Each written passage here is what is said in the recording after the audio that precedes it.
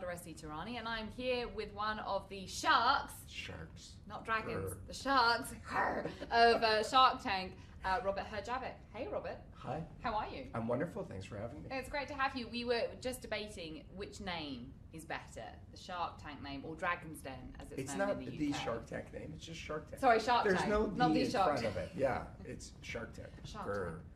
Yeah. Or Dragon's Den. Grr. Yeah, it's only... Sharks are meaner. Absolutely. I think there that's the decision. Well, you're here not to talk about that, although we will talk about that in a little bit. You're here to talk about your new book, which just came out yesterday. It did, and it's doing very well. Thank you. Thank you for buying my book. It's called You Don't Have to Be a Shark. See, you don't have to be a dragon. It wouldn't make any sense. I mean, we get used to it, but I like the name. Thank you. I like the name. So tell us, this is your third book, and what did you want to sort of impart to people in writing this book? One of the things we've learned 7 years of Shark Tank is people are deathly afraid of sales. They think you have to be pushy, aggressive, a real jerk, the used car salesman. And so this is a sales book for the non-salesperson. Okay, so have you always been adept at sales? No. Ever since you were young? No. That's another reason I wrote the book, is because when I was your age, when I was 20 years old, I couldn't talk to another human being. I was afraid to talk to my own shadow. 20 years old, I love it. Keep talking, Robert, keep talking. Yeah, that's it. But I'm you 20. you can make yourself anything you want to be. And if you can't learn sales, you're going to have a hard time at work, starting a business, Right. anything. One of the things I think I find difficult, I don't know what you guys think, let me know, but is that sense of sincerity as well, and honesty and integrity. I think that some people feel like it's anathema. If you're a good salesperson, there's an element, it must be of fakeness. How do you resolve the two things? I think that's sales 2.0. That's how sales are done today. In the past, and what's really changed is the internet. Today, customers have access to all the information. If you're not authentic, customers can pick up on that. That's not just sales. That's brand, everything. Customers are very savvy today. So you just have to be yourself. But you have to listen more than you talk, and you have to really cater your pitch to the audience. Listening, I think, can be difficult for Sorry, some what did you say? people. But I mean, it can be, I think, for some people, particularly when, we all see these images, don't we, of like the slick businessman, and like he comes in and wows the room and stuff, and listening doesn't often factor, I suppose, in what we see, the images we get on television or in It's films. a lot of the subconscious. Our show, the pitches on TV are 7 or 8 minutes, but in fact, people are out in front of us for over an hour, if you can believe it. The longest pitch was 2.5 hours, the shortest was 20 minutes. But here's a crazy thing. We sit there 12 hours a day, we're cold, we're hungry, we're miserable some days. We make up our mind probably in the first 2 minutes. Interesting. And what happens afterwards, it either supports what we think or something really drastic has to happen. And it's how you walk in, it's how you sit, it's what you're wearing, it's the things you say, the accent you have, the cadence of your voice, all those things. Have you ever been in a situation where the first 2 minutes you thought this is utter garbage, but then they've won you over? I mean, Very can that rare. happen? Very rare. Yes, it can happen, but why work that hard?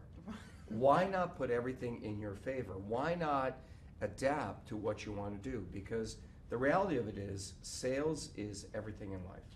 Sales is finding a mate. Sales is getting a raise. Sales is getting your kids to eat vegetables. Sales is in everything. What do you like most about doing what you do? I love the inspiration. I find it very motivating. I find as you get a little more successful, it's hard to, at times, think of where you came from. That's the one thing about our show is it's very, very real. Those people that come out there, they really believe. Even the really crazy ones that you think, oh, this can't be real, it's absolutely real. Your family came over to America from former Yugoslavia, and you were 14 when you started working? You were like a young guy, I remember you. I was very young, 12. What do you think that is different for you then as a young man that maybe is different for young people today? Obviously you had your backstory and your journey, but in terms of starting out in the workplace and the lessons you learned then, what would you want to impart on people who are of that similar age today about starting young and the lessons you learned? Biggest difference today is speed. The speed of the internet has made everything go faster. Access to information, speed, and scale. So when you have a great idea, you can go big really fast. But that also means so can everybody else. It's even harder in some ways to add value today. The world is a very, very competitive place. But the one thing that's really constant is when you're in your 20s, when you're young, never take a job for the money. Always take a job for the experience. Because when you get into your 30s, nobody cares where you went to school. Nobody cares who your parents are. Nobody cares about any of that stuff. People care about the value that you can add right now, today. Have you walked away from big deals or potential, large money situations because you felt like it wasn't going to be a valuable experience? Have you ever done that? Oh, that's a good question. I think it depends on what I feel I can add in terms of value. If I can add value to something, I feel I can change it. We buy a lot of businesses in technology. I own a big cybersecurity company, and we tend to buy those businesses for the engineers and the technology, and we can run them. So in that case, I'm okay with the management team. So it really depends. Is there any situation where, in terms of sales, that you felt that there were things that you learned in a negotiation, even today still? Yeah, You're still learning. Absolutely. I read a great quote a long time ago, leaders are readers. I love to read. I just read the latest Phil Knight book. Look at me, I'm pitching Phil Knight's book on my book thing. Don't buy Phil Knight's book, buy my book. But I love to read. I'm a voracious reader. I'm always learning. Life is a journey. You always get to learn. One of my other favorite sayings is, you lead your life in one of two ways. Either everything is a miracle or nothing is a miracle. I'm really happy to be alive. I'm really happy every day. I think we have such an incredible opportunity to create the life that we want. And I think people gravitate towards successful businessmen like you, self-made men. I've got a comment here from Talia Cottrell. When you were talking about listening, she said, "That's right. I tell people all the time that you will use sales skills in any profession." In terms of that sort of question, I guess, where you put your sales skills and where you need to use sales skills, how can we develop them if we're not necessarily in a sales environment? If people aren't out there, they're not in a sales environment, but they could use some help selling themselves maybe to a future employer or to the one they have. What advice would you give them? Well, the first thing is it's not as hard as you think. Everybody can do it. You don't have to be born to do it. Certainly there are some people that got lucky with their genes. They're tall, they're good looking, they're smart, they're good at sales. I didn't get those genes, but everybody can learn those skills. Oh, he does himself down. No, but it's true. Anybody can learn those skills. It's not that hard. You don't have to be born to greatness. And that's the great thing about this country is you can still make the life that you want. First thing is you have to be confident in your own ability. Don't let the world knock you down, because you're going to find a lot of people that want to dump on you. And every great idea hears more no than yes. So it comes down to your ability to just keep going. I have to ask you about Donald Trump. Yeah. Because this is the man who's Well, you're now... British, I'm Canadian. Yes, I know. I say to people in America, because people ask me everywhere I go around the world, what do you think about the American election? And I say, my favorite reality show right now is the American election. You couldn't have scripted this. It's incredible. Do you think, so Donald Trump, obviously presumptive GOP nominee, Yes. Is almost certain to be crowned the GOP nominee when it comes to the convention. Do you get crowned? But I don't know, anointed, whatever they do in a Republican convention, like some sort of holy water or something. No, I jest. But, he's going to be the presumptive GOP nominee, and one of his selling points, I suppose, or the thing that he's marketing the most about himself is that he's a good businessman, and that means the country will be safe in his hands. First of all, do you actually think he's a good businessman? I do think he's a good businessman. I did a show many years ago with Joan Rivers, and somebody on the crew was making fun of the Kardashians. They said, oh, they're irrelevant, they're just famous for being famous. And Joan Rivers said to them, never make fun of somebody that you know who's that famous, because a lot of work goes into that brand. It is very difficult to create a brand. And the one thing you can't argue about Donald Trump is he's created an incredible brand. So I do think he's a good businessman. Even with the Trump University debacle and the Trump stakes and the multiple bankruptcies? Yeah, I think every great or good businessman has a lot of failure, right? I mean, he's a good businessman, but I'm not sure that's what is always required to run a country. You have to be more than just that. And I'm not saying he's a bad leader. I'm just saying a lot more goes into it than that. Do you ever have any political aspirations? I mean, no, as you say, you know, None Canadian, whatsoever. but There's only one thing than being a celebrity on TV that is more intrusive in your life, and that's being a politician. I don't understand how people can go through that level of scrutiny and who'd want to do that. But here's the crazy things. I have a lot of friends. I was friends with the former Prime Minister of Canada. Most people I've met in politics are really doing it for the right reasons. They really believe they're doing good and have a sense of service.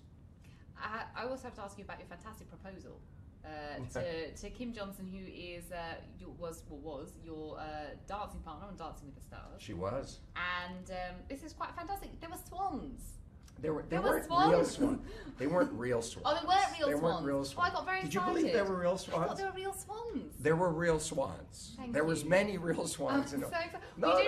You flew her mother over though, which I thought was lovely. I did. I brought some of her family over, and there was a big swan in the pool, and I kind of brought it over, and she pulled it in, and there was a box on the swan, and I said, "It's for you," and then she went to open it. I said, "It's actually for me." It was a box, and the ring was in there, and she loves swans. I don't know why. I'm not there to argue, but it was really fun. I did think they were real swans. I thought you were like on cue. They were going to flutter or something. That's No. very nice. Yes, Well, I bought a bunch of swans. I had them trained. I hired a swan trainer to make them sit there perfectly. Sounds amazing. I mean, well, now I think this question doesn't make sense. But will it be?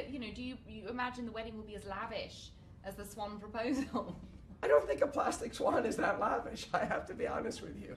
I'm so distraught. Yes, it'll be lavish. Oh, But this I'm time we distraught. may have trained elephants instead of trained. Oh, blimey. No, Well, there you go. No, don't say that No. because animal rights people watch and they won't like it. Yeah. No, it's a relatively big wedding, about 250 people, I think. Yeah, it is exciting. Did you use? Oh, then this is good though. When you had to plan the wedding, so I just did last year. We got married. Oh, congratulations. Thank you very Did you have much. a big wedding? It was like 150 or so people. Wow. But it was like Italians, Iranians, You're English Italian? people. He's Sicilian, I'm Iranian. It's a whole cluster of Wow. wonderful So dark hair. what kind of food did you serve?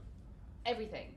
Fish and chips, arancini, What's and arancini? fesanjoon. What's arancini? Arancini is a Sicilian rice ball, and fesanjoon is a traditional Iranian wedding dish. Oh, And then we wow. had fish and chips. Where'd you go for your honeymoon? We went to Sicily. Oh, I had to beautiful. think for a second. Yeah. Sicily's beautiful. Well, I'm not really that involved with the planning, to be honest. So you're not on the phone like haggling with the florists? Because it's really stressful. Funny you say florist.